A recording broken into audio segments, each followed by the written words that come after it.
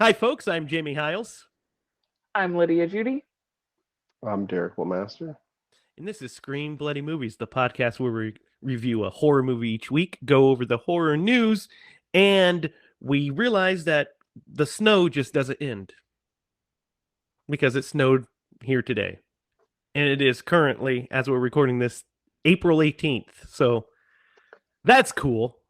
Did you by How are you chance guys look at doing? the forecast for the I next did. 5 days? I did. It's like a roller coaster of emotions.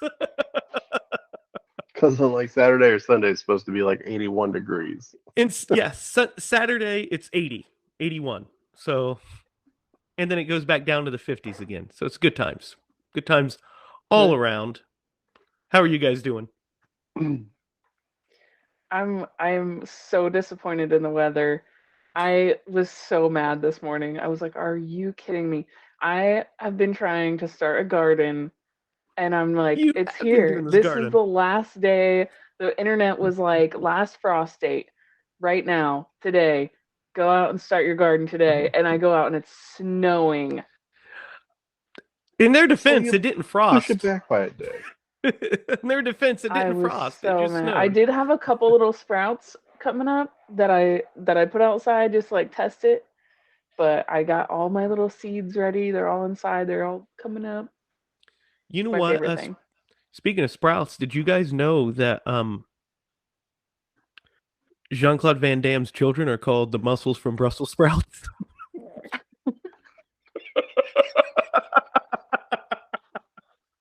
Oh my gosh. That's so Whatever. I was going stupid. to make a joke about Mother Nature being bipolar. Oh, oh man, your joke's way more scientific than mine. So you I guys, roll. that is how you roll. Um, we've had a couple of weeks. We've had some very high number of views on the videos. That's good. Thank you for that. Keep them coming. And we have the a movie update that we'll give you here at the end of the podcast. And tonight's movie is a very interesting one to talk about. I'm excited to dig into it and see what you guys thought about the meaning behind this film. And I'm excited to hear what you guys think as well. So comment down below.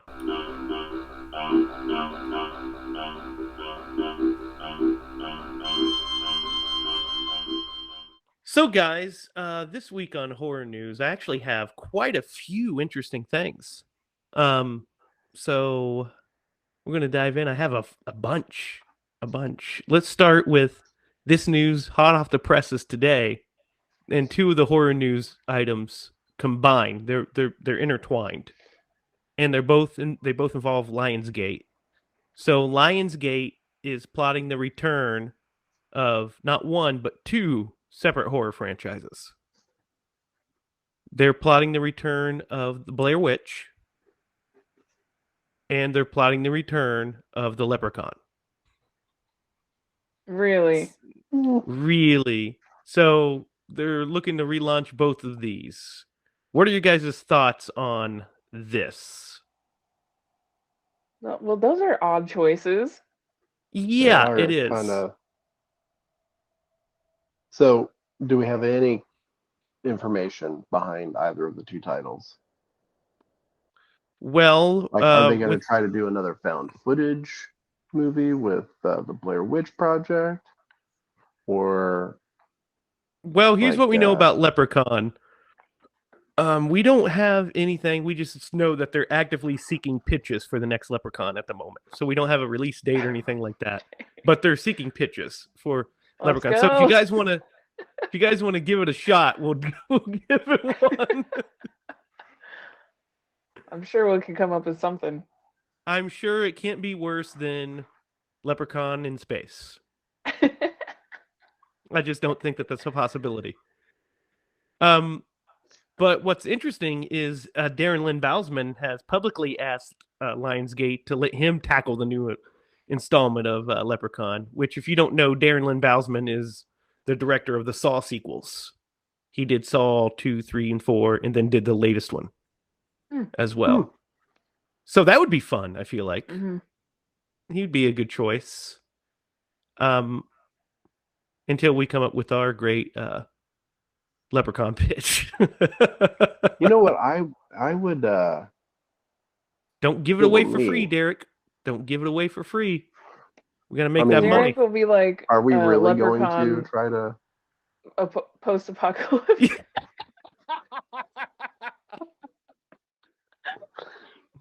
No, I wouldn't, Lydia. You have no idea what I was going to say. That only works for movies that it makes no sense, like Malignant. Yeah, like Malignant. No, if I were the one doing that, I would go off of something that was said in the very first movie where he said he sold his soul for the gold. Now I was you'll thinking the same thing. I would do a prequel. Yes. That's a possibility. Like the thing that ran through my head was Smeagol's backstory. Like, you know what I mean? Like how they kind of go like back. That's not a full movie, obviously, but I want to see that, like that obsession. Yeah, you know? I mean that'd be way. The only, of course, I guess downside or gamble would be that it would have less Leprechaun in it because he'd be a human for most of the movie. Yeah, but if we had Warwick, that wouldn't be too bad. Yeah, as long as we had 20 minutes was his backstory, and then like everything after that was a traditional Leprechaun movie. Like him just being the Leprechaun, like at first, that would be cool. Yeah, like where he is, like I don't know. We'll hash this out on a different episode, but I've got some thoughts. We'll have to cut all this out. Stay tuned for our Leprechaun pitch meeting episode. I've got it, guys. We send him back to space, but this time he's aboard the Starship Enterprise. It's going to be unbeatable. Oh, you know, be the best. Unless he encounters Q. That's true. That would be bad. And so, what do you guys think of Blair Witch? I mean, first of all, let's see where they are. They just said that they the creators have had talks about everything from a sequel to standalone movies, but it doesn't look like they have anything new, because I guess that it looks like the creators, they said Lionsgate isn't too interested in their input, which is interesting because they're the ones that created the IP. But what do you think of Resurrecting Blair Witch? Do you think we need new Blair Witch? Have we said all we need to say about Blair Witch? I think it would be interesting to like kind of see it from a different perspective, because everybody knows Blair Witch as like a found footage, and it would be kind of interesting to actually see a Blair Witch. Yes, but they did try it technically with Blair Witch 2, which is a film we'll discuss one day, I'm sure, and it's a movie that exists for sure. It happened, and it had a narrative. It was a narrative feature, ish. But I don't know. That's a good point, Lydia. What do you think, Derek? This one gets me because it is interesting that they just discarded their input whatsoever. And I don't know. The first one was so unique when it came out, and man, the like return on investment on that movie is off the charts. That's what's going to be hard to replicate. Yeah, you'll never ever be able to get that back. That's what's hard to replicate. Shouldn't even try. That in the hype of that original movie is going to be very hard to replicate. And the original movie, I feel like, was predicated on those two things, right? The low budget and the hype, because it was so unique, like you said, Derek. Well, also the time. I don't know that you could do a movie like that now, only because the internet, like, it's so easy to debunk something like that. Where I remember when that movie came out, like the rumors were like, "Oh, this is real." It's I remember real, Joey and I walked down to the movie theaters to watch it and I'm like, we were talking about like, "Oh, this is real," and on the way back we were all freaked out because it was like a 5 block walk in the dark. But anyway, so it's got a lot going against it to really be successful. So man, I don't know. It'd have to be a really creative idea Yeah. Yeah, I to mean, make they it made interesting. did you guys see the 2016 one? That Adam Wingard directed? I don't think Uh, Nope. so. we'll have to check it out. I have not seen it either, but I know it's a return to like the found footage roots, and it's a narrative feature with the found footage. So we'll have to check that out. But there another one is on the way probably. So take that for what you will, guys. This our odyssey with Renfield has ended. Shooting has wrapped on the movie, so Nice. we're closer to it becoming a reality. I know we are now all very excited for this movie. Yeah, I definitely am. Comes out April 14th of next year, so it's less than a year away. So yeah, I mean that's exciting news. I mean I remember we actually have had a little journey with Renfield. I remember when I talked to you guys about it the first time and announced it was when it was announced it was being made. I remember talking to you guys about the casting of Nick Cage Mm-hmm. and us being like, oh, I don't know, interesting. And then us finally seeing the pictures of Nick Cage and being like, Yeah. yes, this is what we needed in our lives. Yes. So, what are you guys' thoughts? You excited? Yeah, Yep. I think that's the best part about it is that we have kind of gone on that together Mm-hmm. and like yeah, I don't know, there's something special about that it's like because I never personally paid attention to like horror news, what's coming out right now. I just like to see it when it's out. I'm so impatient when it comes to horror movies or any movies. So it's like I'm like I won't hear it until it's there. And then in this situation, we all get to like hear about it like way in advance. And now I have to wait a whole year and I'm like, "Ugh, I gotta wait a year for Renfield to come out." Great. But I'm really excited. It's fun. Yeah, I want to watch that movie. You want to know what movie I have the opposite feeling for? What's that? Take a wild guess. The Well, it's funny monsters. you mentioned The that because I have some Munsters. Munsters news right here. I can't wait. I'm getting more and more excited for the I know monsters. you are. And Lydia, this news is going to make you even more excited. So Pat Priest, who played Marilyn in the original series, uh, it looks like she's going to have a part in Rob Zombie's movie. Most of the stars, Nice. of course, Oh, are no over there. Pat Priest replaced Beverly Owen after 13 episodes, and it looks like she. Here's I'm going to share this with you guys. You ready? mm-hmm. Here she is doing some voiceover work Oh, for. How sweet is that?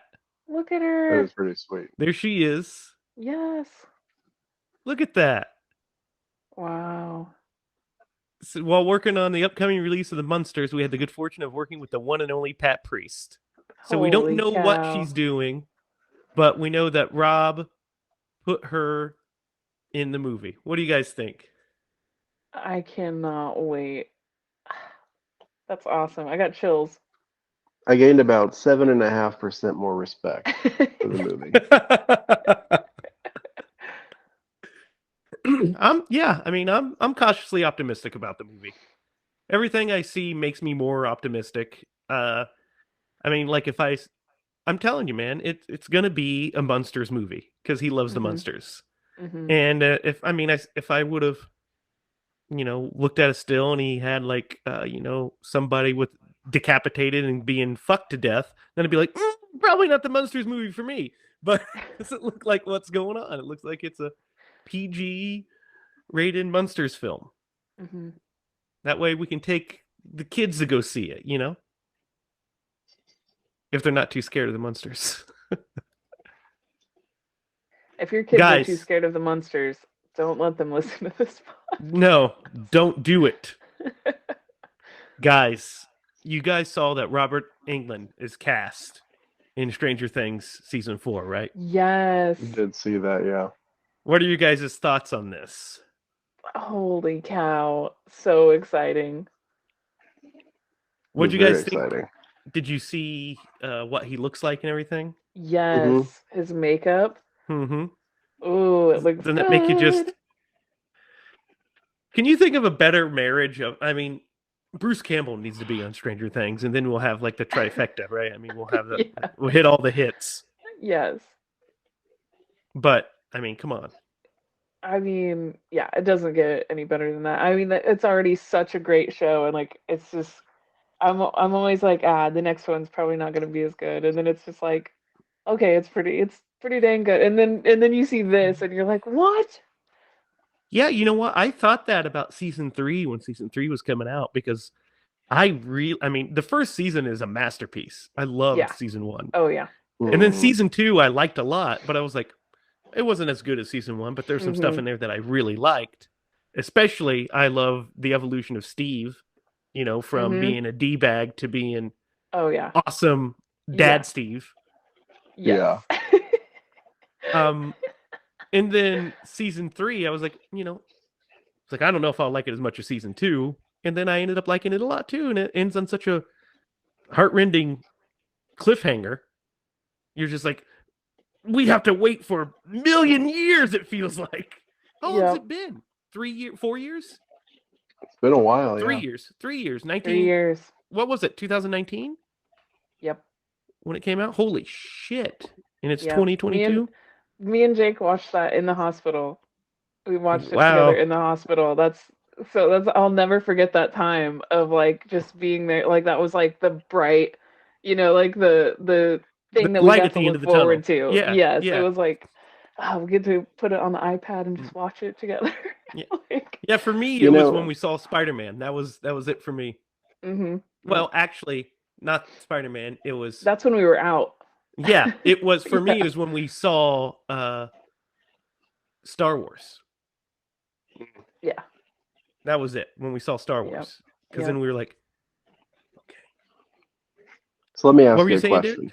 Uh-huh. I was going to ask you guys a question, because, like, there is nothing more satisfying as from, like, a storytelling perspective or as an audience member when you see an arc for a character that shifts, like, you know, most of the time it would take more than just one movie or one season.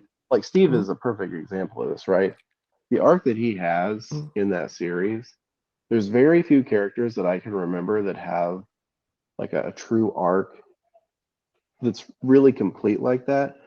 Yeah, and well defined. Yeah. Yeah, one that comes to mind that was like a complete failure, and I will dwell on this until I die. Oh, Jamie Lannister, dude, they messed that up so bad. Yeah, they did kind of. I mean, they started because they went on this character growth with him, and then just stopped it and made him do the opposite of what he should have done. Yeah. Yeah. I mean, they did the same thing with Daenerys too. To be fair. Yeah. I mean, her his arc was was just really rushed. Really rushed. Her arc was. Yeah, I'll never forgive those pricks. They ruined that. I've never seen the last episode. Really? I've seen every single episode until the last one. I saw like on YouTube a couple clips just to kind of see how it ends, but I will not give them that view. What are you talking about? What show is Game of Thrones. He's talking about Game of Thrones. Oh, okay. Yeah. His You know, you might as well sit on the throne when you're watching that movie because it's a big pile of shit. Derek was really excited. I remember him leading up to it and everything. He's like, yeah, the new season's coming out. And then I remember him being like, I am so disappointed. It was epic up until like the third episode, and then the wrong person killed the main antagonist. Yeah, I would classify him as the main antagonist. And then from there, it was just like it was over. I remember I walked upstairs. I'll get off this horse in just a second. I walked upstairs. I woke Quincy up because she wouldn't watch it for me or with me, and I was like, they ruined it. They ruined it. Oh no. All right, I'm done. That's rough. You know who has a really great? Well, I like when characters have that switch of like you hate them and then you love them, and Yeah. it makes me think of Merle in The Walking Dead. I remember Oh, being yeah. like, this He has a guy good arc too. sucks, Yeah. and then like, Yeah. and then you're like, oh no, don't He die. loves his brother. Yeah. Yeah. Yeah. Yeah. I'm trying to Merle, Which he remember. also He had a has good. that in Guardians of the Galaxy yes, too. he does. Oh, that's a Yeah, great one. He Oh, that's the definitely best one. has a I don't know better why I one brought up there. Merle. Why did I yeah. bring up Merle Yeah. before I brought up Why'd you bring? Yeah, it's definitely Yondu? yeah. What? How do you say his Yondu. name? Yeah. Yondu. Yondu. Oh, man, that's my I'm favorite Mary scene. Poppins, y'all. Th- that when him and Rocket and Groot are going through that ship, just like Oh taking yeah. everybody out. That's my Yeah. favorite scene in probably any movie ever. It's a really good one. It's a really good It's one. He playing has like his one of my cool favorite fucking. songs He has too. his cool mohawk. His full Yeah. mohawk. Yeah. Yes. Ah, this is my favorite. Yeah, it's a good one. That's a damn good one. Um,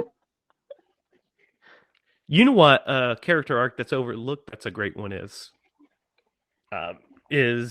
because it's technically a prequel, and I'm welcome to Scream Bloody character arcs, but it is Indiana Jones in Temple of Doom. Oh, love Temple of Doom. He becomes Indiana Jones in the last act of Temple of Doom. Because throughout Temple of Doom, he's fortune and glory, kid, fortune and glory. And then once he sees that they're holding the kids, and then he gets drinks the blood and everything, and goes dark, and he comes back. He realizes it's not about fortune and glory. There's more to life than fortune and glory. And then that's what makes. Then he turns into the hero. And Yes. that's one of my favorite scenes. I'm going to put it right here where he says, right, all of us. Yes. and then he punches old dude, and we get that cool push in on him. Yeah. Yeah. Welcome to Scream Bloody Temple of Doom. Yeah. Well, we might do Temple of Doom. It has some horror themes in it. I love Temple of Doom. It's a Don't great I even- have We would go on for not way too long seen. about that movie. Yeah, I've not seen that movie. I kid you not. Since like maybe the late '80s, maybe early '90s. I haven't seen. Wow, really? I watched it couple decades. 2 months ago Did you? on 4K. I own the 4K set, and it's great. Yeah, it's beautiful. That's one that I almost have memorized. Yeah, I have all of. I was talking to somebody about Last Crusade and how fucking brilliant that movie is too. Dang, we could go on and on about. Yeah, Indiana these. Jones is where it's at, guys. Oh yeah. But we'll save that for our other podcast, the Chronicles of Young and Old Indiana Jones. Yes. Yes. Last bit of horror news before we move on to the Babadook. This is very big news, guys. Very big news. David Cronenberg has a new horror film coming out called Crimes of the Future. Oh. And if it's a new body horror movie, of course, it's David Cronenberg. The teaser was just released, and the synopsis is: as the human species adapts to the synthetic environment, the body undergoes new transformations and mutations. With his partner Caprice, played by Lea Seydoux, Sol Tinzer, played by Viggo Mortensen, celebrity performance artist, publicly showcases the metamorphosis of his organs in avant-garde performances. Timlin, played by Kristen Stewart, an investigator from the National Organ Registry, obsessively tracks their movements, which is when a mysterious group is revealed. Their mission: to use Sol's notoriety to shed light on the next phase of human evolution. So, Dang. if you don't know, David Cronenberg is one of the masters. He made the brilliant 1986 remake of The Fly. One of the best remakes of not just the horror genre, but in general, probably. So, what are you guys' thoughts on David Cronenberg returning to horror? Yes. Duh. Duh. Where's he been? I don't know. And of course, the classic Scanners. We can't forget Scanners. Also a great one. I'm scanning you right now, Derek. Your head's about to explode. Don't you scan me! Put the CG. Yeah, the explosion. It always reminds me of a great Holliston joke where he's like, "Don't you scan me." And he makes his head explode. What are your thoughts, Derek? Yeah, it sounds good. The plot sounds really interesting, I think. Yeah. And it has a When you bunch of initially big said it, names. like the title made me think initially of that Tom Cruise movie where they see the future. Minority Report. Yeah, that's when you said the title. That's initially where my mind went. I was like, oh, I wonder if it's like that. Yeah, it sounds really cool, and it has a bunch of big names in it. I'm looking forward to it. Mm-hmm. It releases. Let's see. Do we have a release date for it yet? I don't think so. Doesn't have a release date yet. Well, I'm excited for it, so we'll look out for that. We'll probably review that one. We got to do Scanners in the Fly. Those are great ones. Great ones. All right, guys. Now it's time to get into tonight's motion picture event, The Babadook. Duck. So let's talk about our experiences with The Babadook. Let's start with you, Derek. Is this your first time seeing this movie?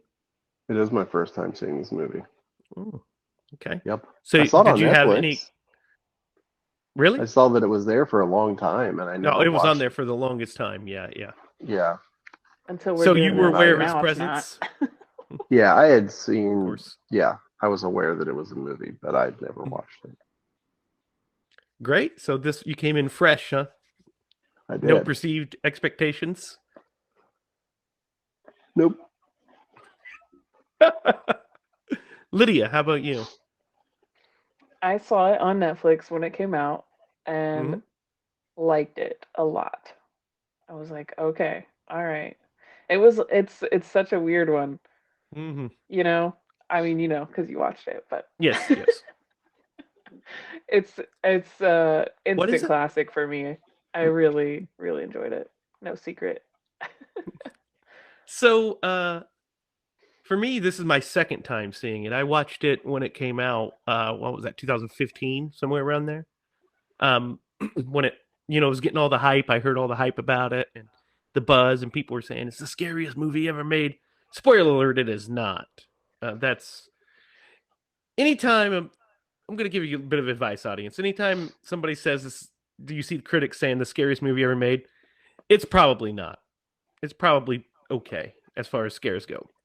But this movie was hyped out of the wazoo. So I was putting it off because I was like, man, I don't want to be overhyped. So I finally decided it was on Netflix, just like you, and I checked it out and was pleasantly surprised because it was a completely different movie than what I was expecting, what I believed I was going to get. I knew I was going to get the word I hate, the term I hate more than anything, elevated horror. But I knew I was going to get a different kind of horror movie. I just didn't know what it was going to be. So, yeah, I watched it, liked it. It sat with me for a while. It's not one I would go back to often because it's just not a lot of fun. Debatable. Yeah, well, I mean, I say fun as in, I say fun as in like last week's episode was Evil Dead 2. It is not Evil Dead 2. So it's one of those you have to be in the mood for sure. But it's so this is my second time watching it, and I had a bunch of thoughts on it and a bunch of takeaways. I had a bunch the first time I saw it too, but this time, watching it more critically, I had even more that I was interested to talk about with you guys. So let's dig into it. Where do you guys want to start? What do you want to talk about first? You want to talk? Start at the beginning. Well, let's just start at the first. Let's talk about the design of the Babadook. Oh yes. Let's talk about him as a character. What the design is. I love the design of the Babadook. It's so good. I think he's so awesome. He's so German expressionistic. Dr. Caligari kind of shit. I love it. He almost looks like a drawing that is like straight out of someone's nightmare. Uh-huh. Like it's his they didn't even have to do much. He's just so scary, just like, you know, but on his own. It's very minimalistic. Yeah, it's very Yeah. minimalistic. But like the way they his face, the way they make his face look is very, very minimalistic. It's just white with like some black outlines and accents. But it's The mouth. yeah, and then the wide mouth. But it's like Mhm. he looks like the the black hat man that you hear about from people that have sleep paralysis, kind of like that. But he's very German expressionistic, especially when you see him with his long fingernails, and, his big hands, and the way he moves is very Caligari-ish. So very silent film. What do you think, Derek? I had to just Google what he looked like because I might have missed that. I think I did because I don't remember seeing that in the movie. What? It's in there a bunch of times. Did you watch it? Yeah, I watched the movie. I knew that from what I remembered, it was more of a shadow figure. Yeah. You just see clips of with it. a lot of Very sharp little. edges. You're right. So Yeah, extremely minimalistic. The only critique I really had about when you see him on film is some of the movements of the character seem more CGI. Obviously, they were a little. They didn't feel natural necessarily. I really the frame rate is strange. It's weird on him, but I do really like that bit where he's like kind of gliding at her. Yeah, it's really creepy. That one is fine. It's more of whenever like she sees him in her bedroom for the first time. Yeah, it's very CG. And the way he moves, and that took me out of it. But yeah, he's a great design. He's very, like I said, it's very silent film, German expressionistic. I can see where you get that. Yeah, boogeyman-ish. Yeah, very boogie. And to be honest, if I saw that in my room, I'd fucking be terrified. I'd be like, whoa. Oh my God, could you imagine? Get the fuck out of my room. What are you doing? As a grown adult, I would wet myself. Yeah. He is nightmare fuel. Yeah, sure. He really is. I showed him to my coworker today, and because he had never seen the movie, and he was like, "What is it?" And it's like, "Oh, I love the design." And I showed him what he looked like, and he's like, "Man, that's creepy, man. I don't like that at all." Yes, that's goals in creature creation. Like, it's just a to really come up with something like that, so good. So, yeah, absolutely. Let's get into the movie a little bit because the plot. Let's give a quick rundown of the plot. The plot is a woman she's a single mother raising her son, and she lost her husband the night that she was due to deliver her son in a car accident. So she loses her husband the day she gains a son, and she's not got over that trauma or grief, essentially. And she starts to, it starts to affect her life. And then during this period, she starts getting what's the word? Visited by this. Yeah. Well, before possession, it's visited by this strange book and occurrences and supernatural events that eventually takes her over. Infestation, yeah, of this entity called the Babadook. Yeah. And yeah. At some point, I was just expecting Ed and Lorraine to pop into this movie. Yeah. If only. They would have made quick work of that guy, wouldn't he? Yeah, he would have been done. That's a real thought. Like halfway through this movie, I was like, man, where's Ed and Lorraine? Where are they when we need them? You know what? Ed and Lorraine also would have made quick work of Pazuzu as well. Wouldn't have stood a chance, Pazuzu. We could throw them any supernatural horror movie. We just need to throw them into it. I think that this might be where you mentioned your the elevated horror portion, but yes, man, the mother's journey in this is so tragic from being a parent, and it stems from her husband dying on the night that her son died. Like you could tell that she's never really made that connection with her son, and Correct. it's so tragic. It Mhm. is. And It's just a relationship built on resentment. yeah, 100%. Like at the beginning of this movie, not the very. Also, in the beginning of this movie, there are some really interesting shots. Oh, this movie is very well shot. Yes, I I think Yeah, it's love it it. is. very well shot. It's very well lit. In the production design is wonderful on it. I love the production design, especially we'll get to it, but the way it's lit when the possession happens and she's Mm, chasing the boy through the house is very like beautiful and scary and what have you. So yeah, yeah. it's very well shot. But what were you saying? Um, but yeah, so she's like at the very beginning when she's laying in bed with her son. Well, he like wakes her up because he hears something under his bed, Mhm. and like he sleeps with her. Like he's taking up most of the bed, and she is just as far away from him as she can be. And like that one scene really embodies like their relationship and where they currently stand. And it just made me real sad when I looked at it because like yeah, she definitely has held on to that resentment his entire Mhm. life. Yeah, They and pointed out in that scene so well too, of her Yeah. just getting as far away. Just she's like barely on the bed at all. She just wants to Hmm. be away from him. It's yeah, and very it's hammered heartbreaking. it's hammered home in the very next scene where he goes to give her a hug and she tells him to quit touching her. Yeah. Yeah. And And I think then at Don't one do point he that. says he loves her. yeah, don't do that. Yeah. Yeah. Yeah. And I Just remember heartbreaking. I remember watching it this week. I because I hadn't seen it, since 2015. So I Hmm. was watching it and Sarah was watching it with me and it happened and I was geez, what a jerk. And then I was like, oh yeah, that's what this movie's about. I Yeah, yeah. was like, wow, I way to make actually her unlikable. right. And yeah, that's the thing is like going into this movie. This is probably like maybe the fifth time I've seen this.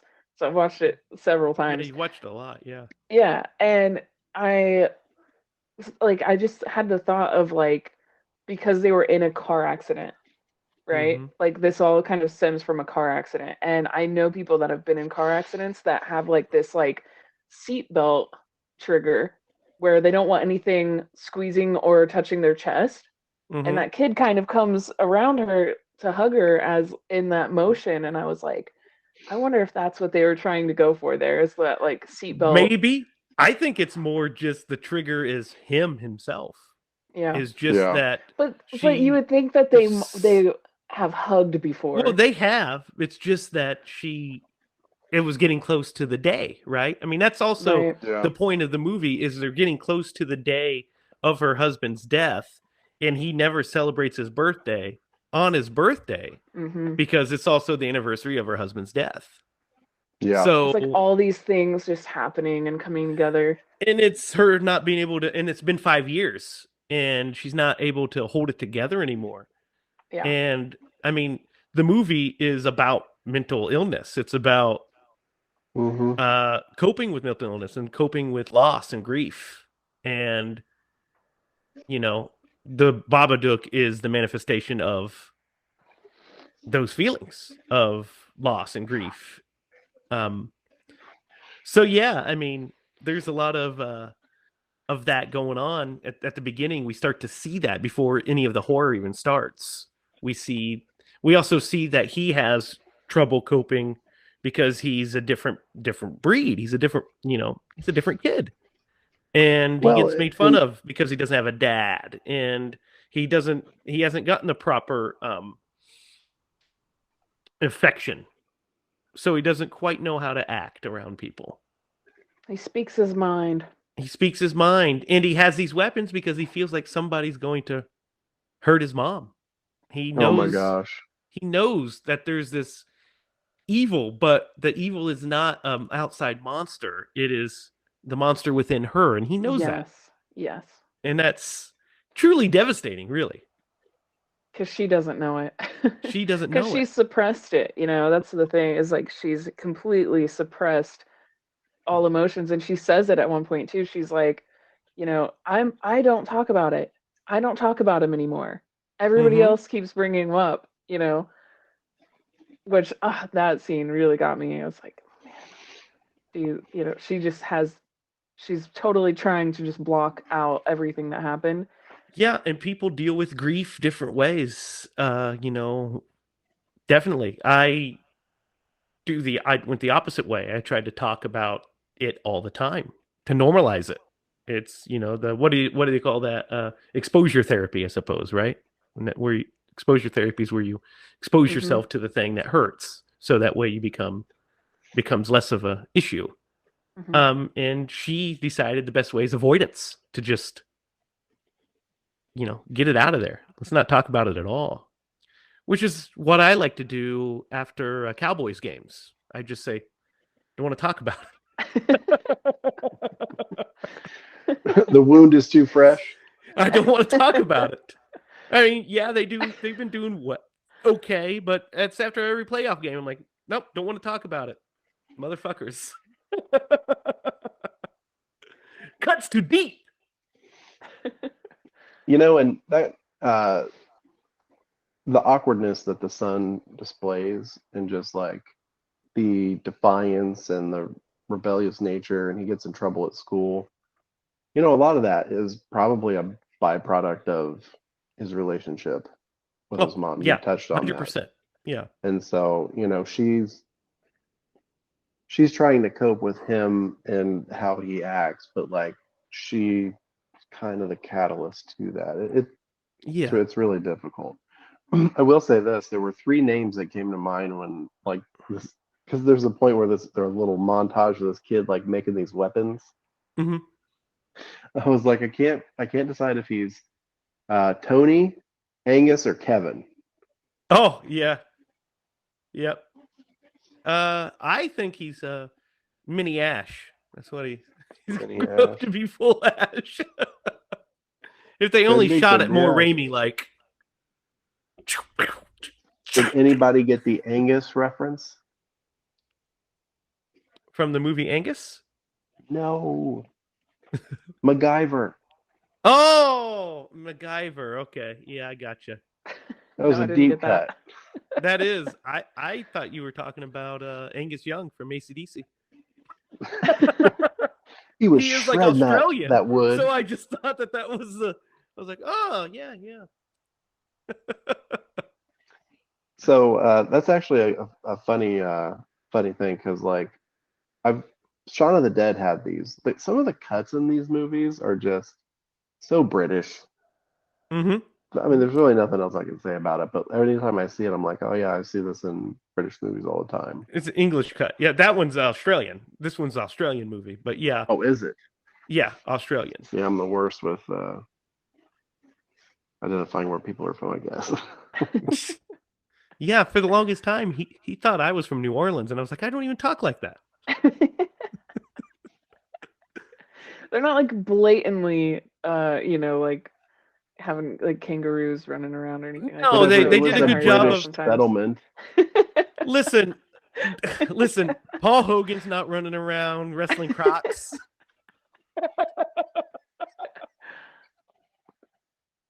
I didn't see one reference to a venomous spider or snake, so. Right. And nobody was just chugging Fosters. So I get it.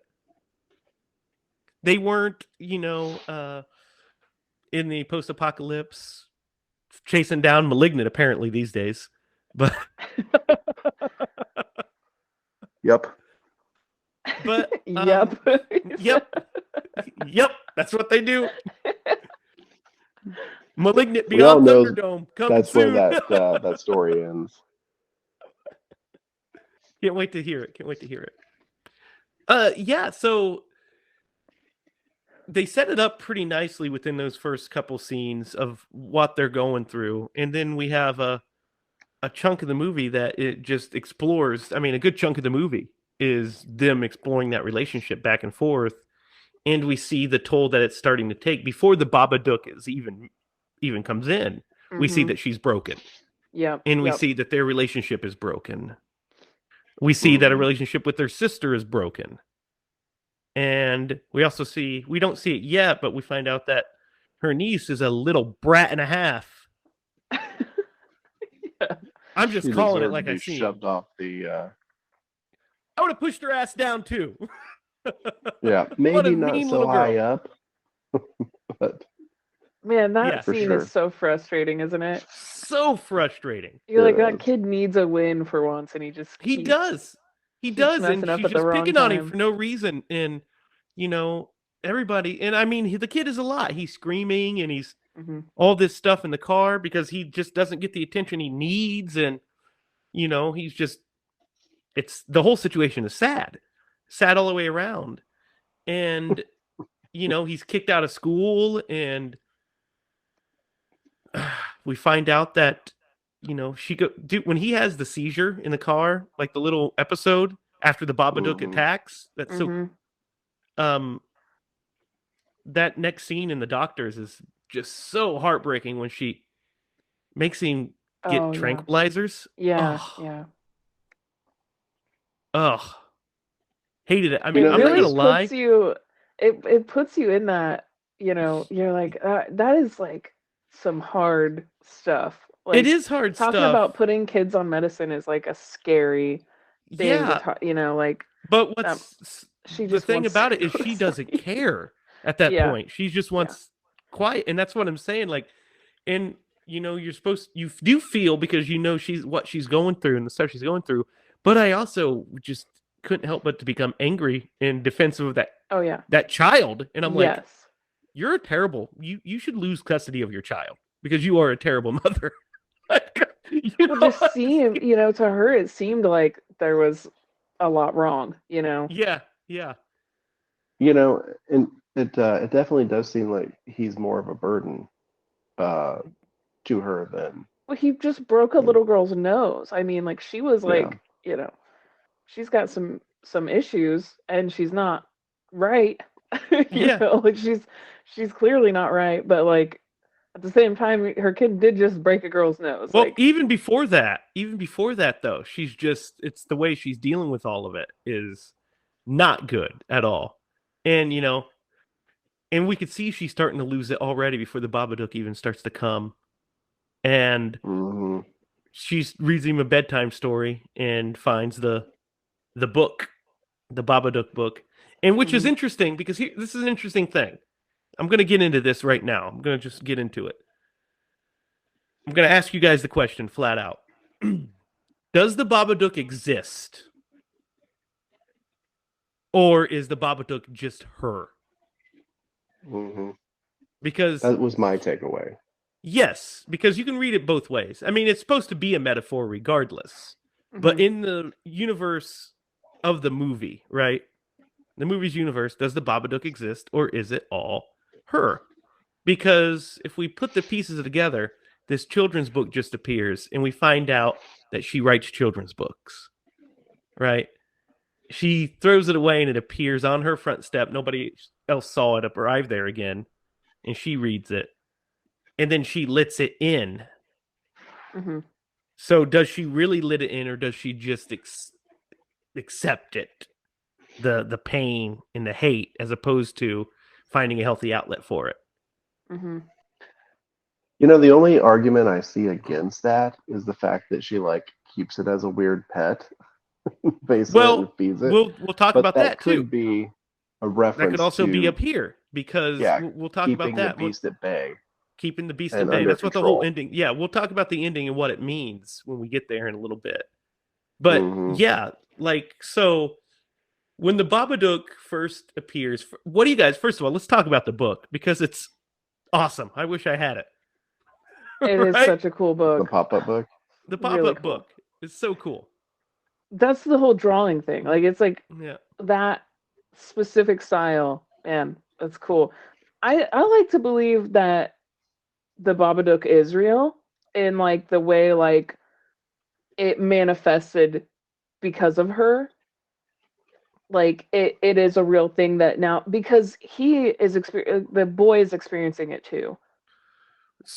Yeah. So I mean, that could there could be arguments there, but it's like For the sure. specific things that he is dealing with, and he's the one that goes and like is like finding worms for him in the end. Like yes, what do you, how but do you, well, why would that be? because because his mom says to keep the beast at bay, you need to bring me worms to feed to the beast, and then goes down in the basement and lays him Yeah. down on the ground. Yeah. So the when they can see Man, find that both ending ways. is so freaking good. yeah, I feel like yeah. we should either just like talk about the ending and You then want go to just back. talk Well, about it wait, right real now? We've quick. already spoiled it, kind of. Before So we get past this story time that she was having with her son, where the book was introduced, it's really funny. I got a good kick out of it, where she's like reading through the book silently to like see what the ending is like, and the next scene is her like coddling him, reading him like a regular book, yeah, and he's Yeah. like not having any of it. Yeah, he's like screaming and sobbing. That's crying. what Yeah. he sees the book too. Well, Like no, he's the book old enough. exists. The book exists, but I think she drew it because she's a children's. Oh, She's a okay. children's. She writes children's books. Oh. You remember that scene when she's at the party? Yeah, She's you're talking with right. everybody and says, Oh "Oh, I my hear you're a God. writer. I used to be. I wrote children's books." Mm-hmm. I never And put that then- together. And then there's this children's pop-up book. I think she drew Where it. she's like imagining like strangling her. Son. Oh that she yeah, drew. those are Yeah. totally those specific scenes are her having a psychotic break, for lack of a better word, if we're being blunt. Wow, But yeah, that's So a good point. I never put that together. I can't believe that. yeah. That's why I So love this podcast. I love talking to you guys. So I watch yeah, this let's movie talk. more than any of you, and I miss that. Let's talk about the ending while we're here, since we're talking about it anyway. After all the shit goes down. Yeah. And first of all, I'm gonna get this out of the way. The one thing I don't like in movies, guys know what this is. The one thing I don't like in any movie, you can kill as many people as you want, but you can't hurt animals. And I was like, that's not needed. It's not needed to kill the dog. Hated it. Mhm. As soon as that, I was like, well, you know what? I hope the kid lives and she dies. Because fuck her. Yeah.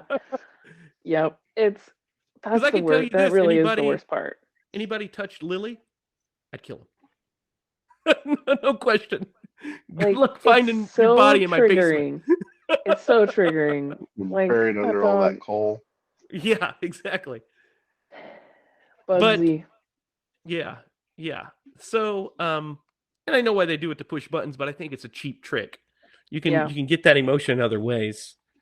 But I do think it plays into a lot of like maybe she is gonna kill the kid. Like oh no, she is. It ups the stakes, but yeah. it's also not necessarily needed because we already feel like she's going to. Mhm. And you could have also had her hurt the dog, and then the dog would have been fine at the end. Because I don't know about you, but if my mom killed my dog, don't care what she went through, I'd be like, not trusting that bitch at all for anything ever. By the way, she's a murderer. I watched her do it. Right. Um, But she was possessed. we'll get into that. Was she possessed, or was it just her psychotic break? That's the thing. That's gotta be it right there. Is like the Babadook is real, that she is possessed, because if she wasn't, then she'd just be a murderer, and that's not okay. But that's just So I just not solved it okay right regardless. Yeah. Well, yeah, and you've got a physical medium where you're portraying the story, and so I definitely, if I had to like lean towards the side, I would say in this movie it's probably real, but like everything can be a metaphor for I like the think- mental illness there. aspect. Yeah. My That's what I personal like. takeaway is it's all about mental illness and the things that she experiences as her psychotic break. I mean, the thing she's seeing on the TV when she's just seeing the Babadook in between scenes of stuff. Mhm. The fact that once the whole the whole chase scene happens and he attacks her and she falls down the stairs and she goes unconscious. If she was possessed by some kind of demon, I feel like the demon would just get back up, but she literally goes unconscious and wakes back up, and she's strapped down Gulliver's Travel style. You know what I never noticed before? What's that?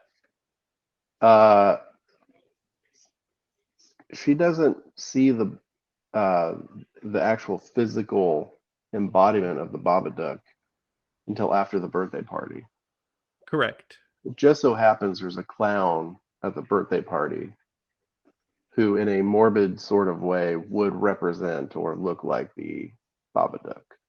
The white painted face, the black accented outfit mouth and hair, and mouth and eyes. Yeah, you're right. You're right. And so so at the very end of this, after she expels it from herself and pukes him up and, basically decides that she's not going to hurt her son and tells it to get the fuck away or she's going to kill him. We find out that it's in the basement and it's being kept at bay. We don't see what it is. We just know that it feeds on worms and it's locked in the basement. So is this, a real entity that's down in the basement that they lock in there? Because the kid can't go down. She said when you're older. But you guys have to remember what's in that basement. All of her trauma, ex-husband stuff, but all of her ex-husband stuff, memorabilia, all of his stuff, so that represents all of her trauma. And when she goes down there and yells because it comes at her and it bends her back, because that's what grief and trauma does, right? It bends you. She's terrified of it. And it comes in waves. But if you work on yourself, you can work through it and keep the beast at bay. So you learn to live with it. Yes, which is what the movie is about, learning to live with the trauma. Yeah. And going down in that basement represents her learning to live with that trauma. She goes down to remember, not to forget, which is a key step to moving forward, right? So nurturing it. You know, one of the best lines in cinema that you just reminded me of, when Logan's sitting in the bar and the bartender's like, "Oh, you're drinking to forget?" "No, I'm drinking to remember." Yeah, it's a good one. Anyway, I'll put that line right here. No, I'm drinking to remember.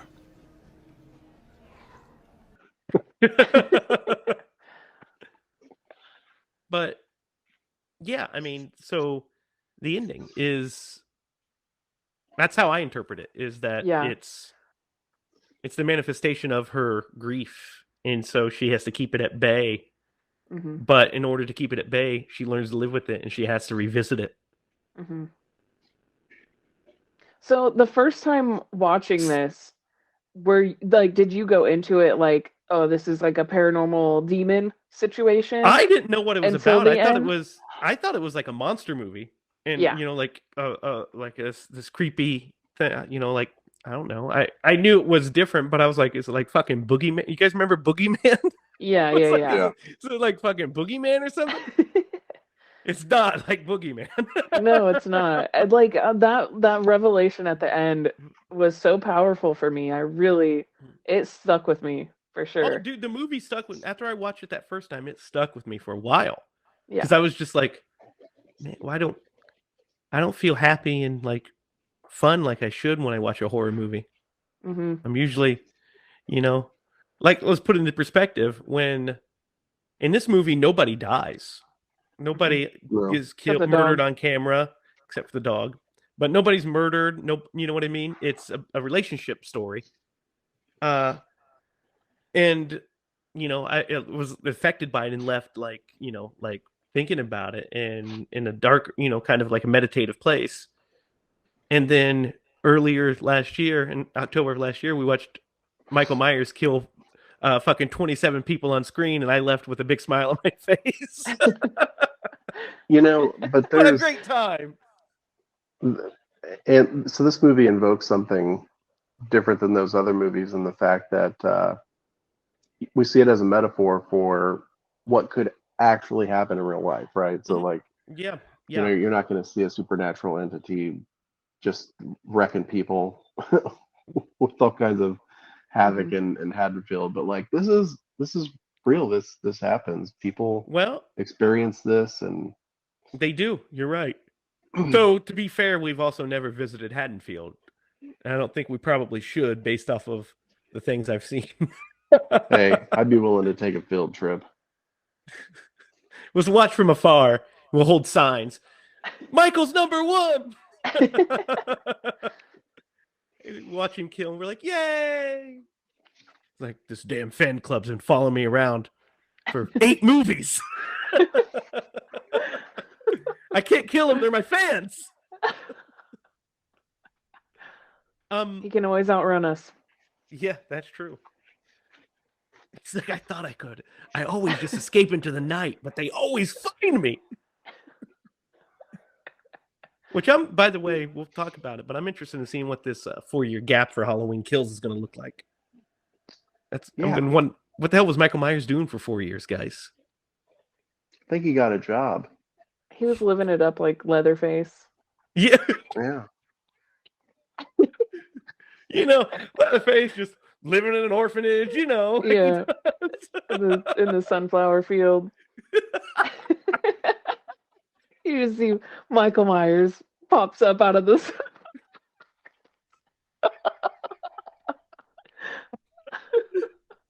Oh man. Sorry. Fucking Leatherface. God damn it.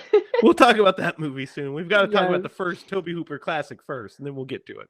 Yes. So, yeah. Let's talk about some of the interesting scares in this movie and some of the interesting shots, because one of the most affecting to me is when she's watching TV and she's dozing. And first of all, there's this really messed up scene where she's trying to keep him awake as long as possible so he can sleep, and she can sleep through the night essentially. And she's like turning up the TV because he's like, oh, I think I'm going to go to bed. No, not yet. You've got to stay up. And it like gave me real fucking Flowers in the Attic vibes. You know what Flowers in the Attic is. And she's like, oh man. But when she's watching the TV and she sees when we see the manifestation of the Babadook on the black and white screen, and she's like all bloodshot looking at it and stuff, just looking haggard as fuck. And I thought that was really effective, and I was like, man, I kind of want to see like a silent film version of the Babadook, just him, because I think it would be terrifying. Yes, I like that too, because you already have the line in the book. If it's if it's in a word or in a look. Yeah. And I'm like, okay, so like I'm looking for like the look, it's clearly like every time she has a look on her, look like, at him. Yeah, the way she looks at him is the Babadook. Yeah. Yes. Yeah. It's so cool. Oh, so when her eyes just get a little bit, kind of squinty. Like and evil looking. And yeah, like especially at the end when she goes and talks to the neighbor comes and talks to her and tells her, that she loves them. Very sweet. And so you could see she's like wrecked. She looks terrible. And then he's like, she goes over to him and she's like, we're going to go visit Daddy in heaven. And you're just like, oh God, get out of there, kid. Get out of there. And then he stabs her like right in the freaking knee. Yeah. Self-defense, man. Yeah. I would have stabbed her in the face. Dude, when she is the chase scene, let's talk about the chase scene. Yeah. And she jumps up on that door frame and kicks the door in. I was like, Oh yeah, when she hangs on it, It's so crazy. that is creepy. Because she's like, whoa, and then kicks through it, Yeah. Yeah. and then he shoots her in the face with that ball. Yeah. After he shoots her with the arrow. Which that's another point of like he knows. Like it's like he knows that it's her. Yeah, Now he that knows I'm it's thinking her. about it. Because Yeah, it's like he's ready for and that's why he keeps saying, I don't want you to go away, mommy. I don't want you Yeah. to die. Yeah. Because he's afraid that Yeah. he's going to have to kill her to survive. Yeah. Because he's like saying, I'm gonna kill it. I'm gonna kill it. Yeah. Yeah. Oh, terrible. Yeah. But yeah. yeah, and like that anguish groan she lets out when she's choking him because she's strangling him to death. Mhm. And he's like, she realizes what she's doing and comes to her senses. It's powerful stuff. It's creepy too, very scary. I'm like, It's ugh. creepy. When terrible. when she changes, it's like effective. Like the actress does a phenomenal job. Oh She's my gosh, so, she is such a great because she's actress. just so like wild-eyed and crazy looking. Yeah. When she does it, like just Yeah. her eyes get real big and She's, yeah, like gets like animalistic. Yeah. Yeah, like awesome. Great job. I don't know if anybody else could have pulled that off. Well, I know she does. I know one person that could have. Everybody's favorite actress in the entire world, Denise Richards.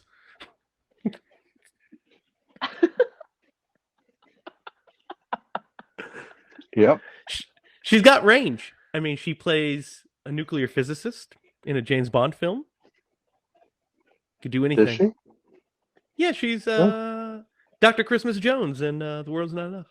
Oh my god. Oh my god. Her name is Christmas Jones, and the movie ends on one of the best lines ever, where her and Bond are in bed, and Bond says, I thought Christmas only comes once a year. Oh. "Oh, 007, you and your lines." There's some great Bond one-liners we'll talk about That's throughout terrible. later. But so when let's talk about when she sees the Babadook in her bedroom. Like when she gets possessed, when she lets it in, essentially, is what it is. When she gives into her madness, so to speak. She hears the knock. Mhm. Duck. Yeah. Yeah. And I mean, what do you guys think of that scene? It's very effective, I feel like. Well, because it kind of throws you off because it's like you hear the knock, you hear 3 knocks, Mm-hmm. which is, classic. Mm-hmm. Classic. Yep. And then, she gets up and looks, and it's the dog at the door. She lets the dog in. She goes and lays back down, and then she hears a knock again, and the dog's already in, and she's just like terrified, And then the door opens, and it's just the shadow. You see something across. Yeah. into the darkness in the room with her. So scary, so nightmarish. That's another one of those things that I always like to point out of like, that's what you picture when you're terrified at night. And when she sees him on the ceiling, yes. is really freaky. Yeah. I think that kind of, because that's where you kind of see the like stop motion kind of the frame effect. rate. Yeah. And I think I've heard a lot of people say that they don't like that. Like that Derek that said he kind of didn't made like it it. cheesier. Yeah. Right. Like It that's does. I mean, that's the only criticism I've heard of this movie. I agree, but that and the kid screaming. Oh, the kid screaming is kind of triggering because I remember watching it when I was watching it this week. I was like, they don't make it easy to watch this movie because I almost want to turn it off within the first 20 minutes. I was like, that fucking kid screams. Maybe I see where she's coming from. Yeah, and I think that's another thing that makes it so effective. That's what makes it so effective, because you're like, man, this kid is kind of crazy. Like, he's kind of a wild child, Yeah. There's like something that he's dealing with, that he's just. Then you find out we find out that he's dealing with her It's trauma. her. Yeah, dealing with her trauma. Yeah, that is a He's very such cool a cute scene. kid, though. Oh yeah, he's What a really good great in this movie job. too. Really Yeah. good in this movie. They both, I mean, together. They carry the movie. I mean, They the do. movie is majority is just them together. Yeah, which is Yeah. amazing. And then to see them healthy and happy at the end, where Yes. she's dealing with her trauma and learning to live with it, and she's with her son, and because there's a point earlier in the movie where he says, "I love you, mommy," and she says, how does she say it? Me too, or something like that. Yep. And she doesn't tell him she That's a loves him. weird thing. Yeah, she doesn't tell him she loves him until the end. Too. Then she tells him she loves him. Mm-hmm. And it's that whole resentment and that she's holding on to him. Like it's his fault. He didn't ask to be born in the first place. You know what I mean? Yeah. Mm-hmm. So it's it's sad, but it's just heartbreak. She gets it's through just it. all heartbreak. Yeah, it's about her learning to live with it. And it's good stuff. The music in the movie is pretty good too. It has a really good soundtrack. And that sets the tone really well. And I really love Babadook. Duck is really creepy. It's a good thing to say.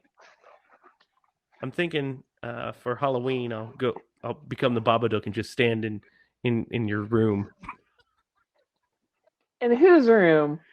Both Not of your mine. guys'. I'll just go to each room. No. Don't want that to happen. Stop it.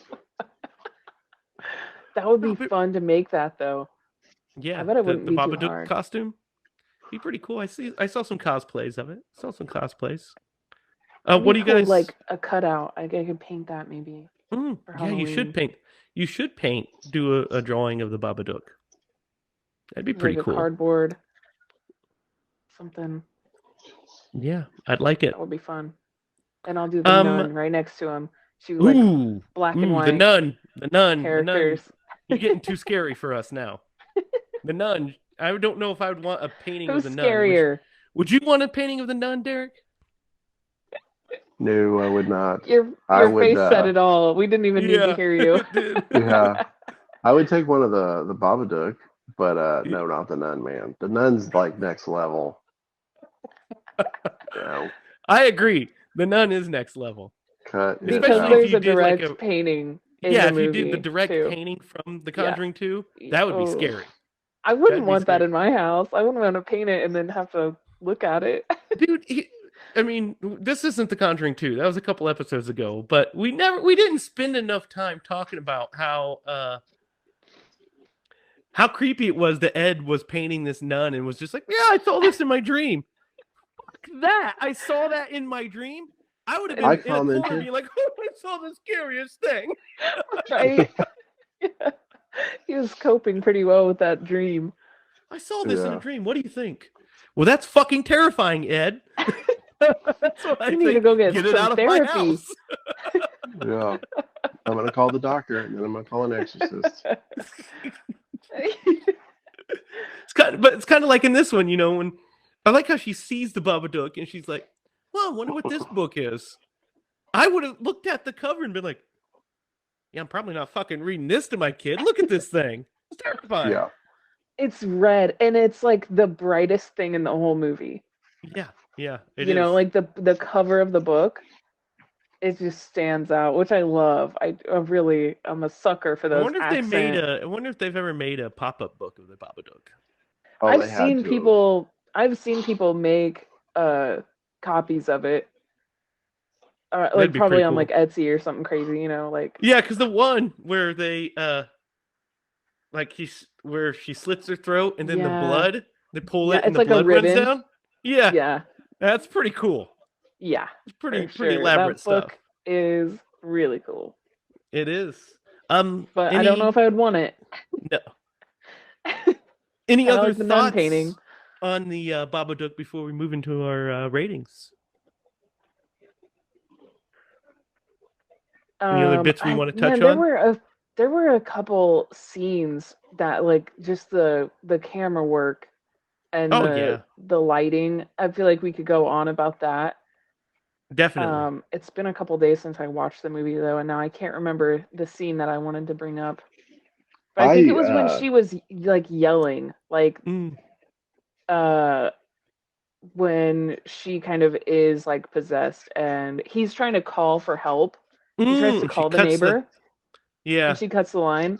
That whole scene is just so intense and like there are some camera movements in there that are just really neat. Mhm. What were you gonna say, Derek? love the when she's falling into the bed. Oh Like yeah, those that is a great. scenes are so like The Yeah, she lighting in just that they're was very insane. well, and the surreal, transition dreamlike. because that happens in the very first scene of the movie because it goes from the car accident to Yeah. her To her falling into the falling. bed, Yeah, and that Hmm. scene happens like maybe once more, twice more yeah, in the in the movie, movie. but every time it happens, you're just like, oh, that's such a cool scene. Yeah, because it's It very looks great on dreamlike. film. Yeah, Yeah, it's very dreamlike. It's very yeah, it is a very cool scene.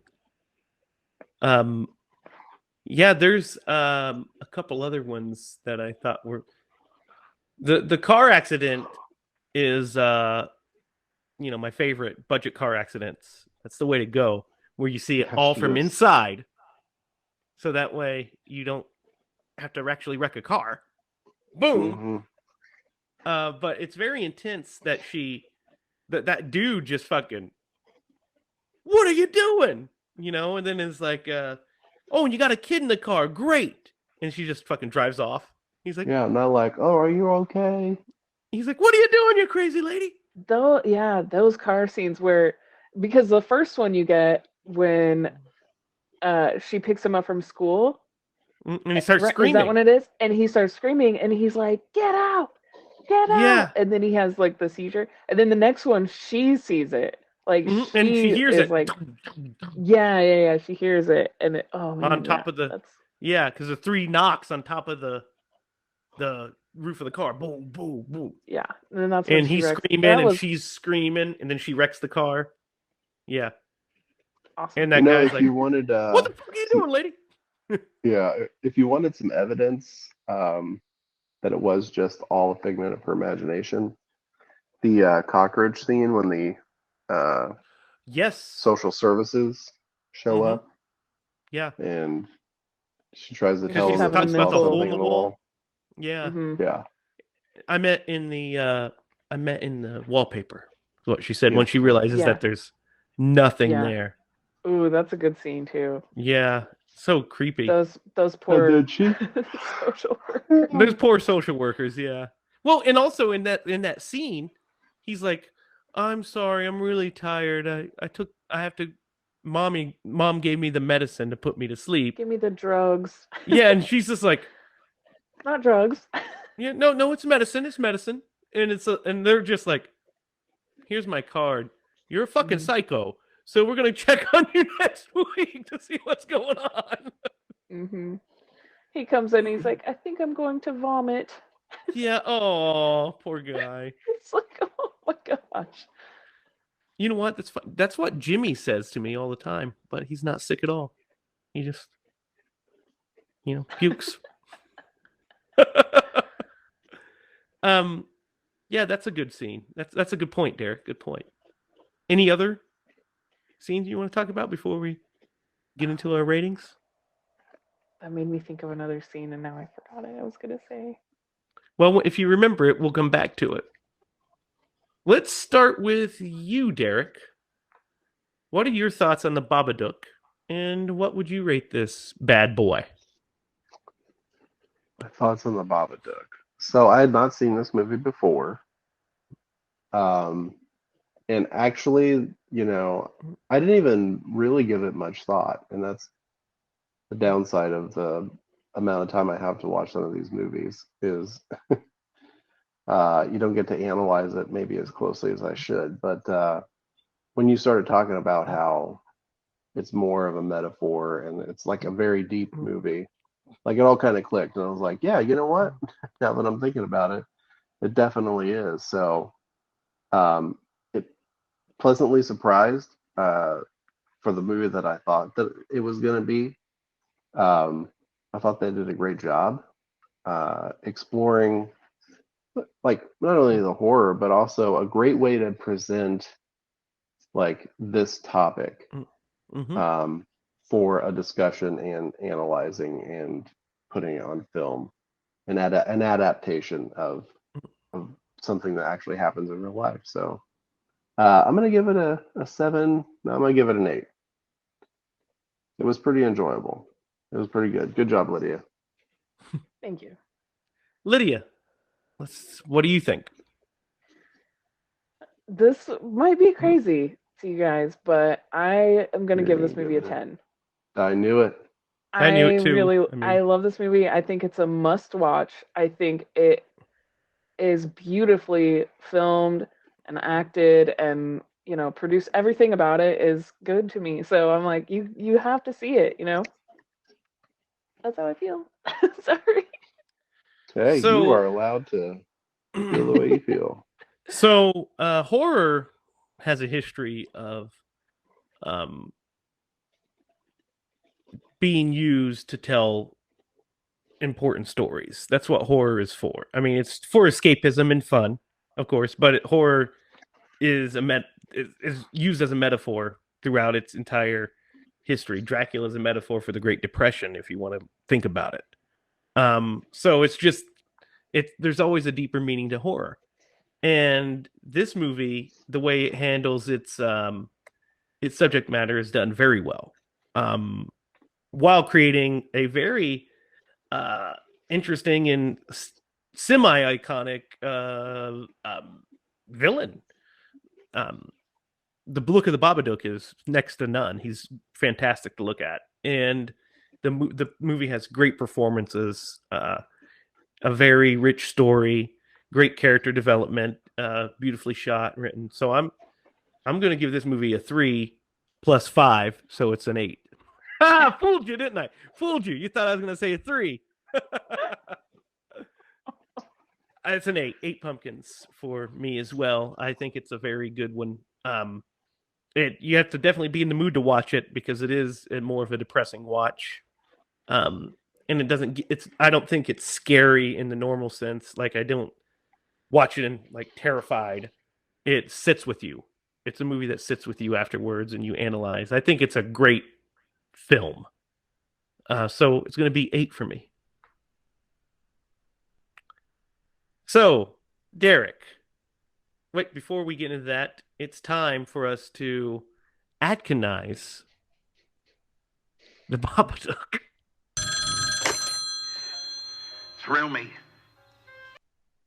Who does Tom Atkins play in this film, guys? That's a good. This is a tough one. He could be the dad. He could be We the didn't dad. really talk about the dad. You're muted, by the way, Derek. FYI. We didn't really talk about the dad character, but he kind of comes up again a couple times where she sees him. Yeah, he's a manifestation of her trauma. I mean, he Yes. is. Yeah. And that's what I was gonna say before. I just remembered it. That another like kind of reason of like maybe it's just all in her head is that the principal or whoever's she's talking to at the school keeps calling Samuel the boy. the boy. Yeah. And that really affects her. She's like, His name is name Samuel. is Sam, like his name Yeah, is Samuel, and gets really upset of him just being called the boy. And later, when she sees her husband standing there, he says, "Bring me the boy." And she's like, that's when she backs up. She like realizes that's not my husband. Like he wouldn't say that, like whatever. And so the fact that that was in her head the whole time of like the boy, her husband never had a chance to call him the boy. So that was all in her head. Yeah. And I mean, when everybody kept calling him the boy, I thought they were all the fucking phantasm. Thought they were the tall man. Yeah. It's so impersonal and like so. It yeah. is. Yeah. Um. But that would be So cool to see Tom Atkins as that I scary mean, there's not character. really many people you could play. We could gender swap the sweet old lady and make the neighbor be Tom Atkins. Yeah. I mean, you Yeah. could go that route. There was only I don't know, one that lady real was- male character that she interacted with, and that was the other orderly at work. The other orderly and Yeah, the yeah. And the and principal. the principal and the one of the social The workers. doctor. Yeah. Oh yeah, Yeah. yeah. So yeah, I don't know. This one's a hard one to do that because of the. I would the say male selection gender is so swap hard. the neighbor, because then you give him a meaty role and you get to see him sitting on his porch smoking cigs and drinking some Miller. And he's like, "Sam, come on over." The good old days. And then he'll go up and say, I really love you guys, and he gets this little heart to heart with her. So, what do you guys think? Who should That's good. Tom Atkins be? That's Yeah, good. Or gender swap neighbor the orderly. or the orderly, Because the I could orderly see wouldn't be her bad. kind of like falling for him a little bit, Well, yeah, I mean, who wouldn't? It's Tom He's Atkins. just terribly handsome. Yeah, I mean, like it wouldn't even. She wouldn't have any problems moving on because she would just be like, "Oh, Tom Atkins." So maybe it's too Take me, unrealistic. Tom. Take me. What, I had a husband? What am I even Husband sad who? about? Tom Atkins. Yeah. All right, guys. Derek, it's your turn to pick. What movie are we watching next week? Mm. Who Hmm. already See, knows? there's so many choices. I got it. He's torturing Got us. it. All right. Oculus. Oculus. Oh, Some okay. 2000s horror. All right. Yeah. That's a good one, Derek. Good one. Good pick. Good job. Where can we find Oculus? I have no idea. I've got a copy. Oh. I can share it with you I guys. feel like I just saw it somewhere. Maybe on Prime or something. I'm going to get my Plex server a public address. Then you guys can watch it on Plex. Let's see. It is on looks like it's on Hulu. Yeah, it's on Hulu currently. Awesome. And so looks like it's on Hulu and Stars. So look for Oculus. That's going to be interesting. I haven't seen that movie since it came out. Yeah, this is gonna be another one of those where it's like, what's actually happening kind of movie. That's man. It's really been a long time since I've seen it. What made you pick Oculus? What made you think of it? I was browsing through my movie collection the other day, and I was like, "Oh yeah, this one's a good one." That's a good one. I was impressed with that movie. Yeah, I thought it was pretty good. We'll get to get into it. Should we just talk about it now? No. Marathon. We've not even I'm seen about it ready to again. I don't even know what fall it is. asleep over here. It's the coffee talking. I don't even know what happens in it because I haven't seen it in such a long time. Karen Gillian's in it. Yay! Yes. I do remember that part. Yeah. Yeah. There's a mirror. Yay! Woo! There's a light bulb. Okay. So next Subscribe, week, Oculus. like, share. Do all that stuff that Lydia's said. Like, share, subscribe. Comment. The release date of the movie is May 21st of this year. May 21st. So we'll have a link to tickets to pick it up so you can see the premiere of Secret Admirer. So that's really big news. Hope you guys are excited as we are. We're excited to share it with the world. If you're new, he's talking about the movie that they wrote and directed, and I did some special effects on the side. We'll talk about that later. It's a movie that we all made. Our newest short. It's a home invasion slasher movie called Secret Admirer, and it is premiering on the 21st of May, and we're excited for it. We're excited for you guys to see it. We've been working really hard on it. So this is into a long journey, right, guys? Yeah. Yes, I'm so excited.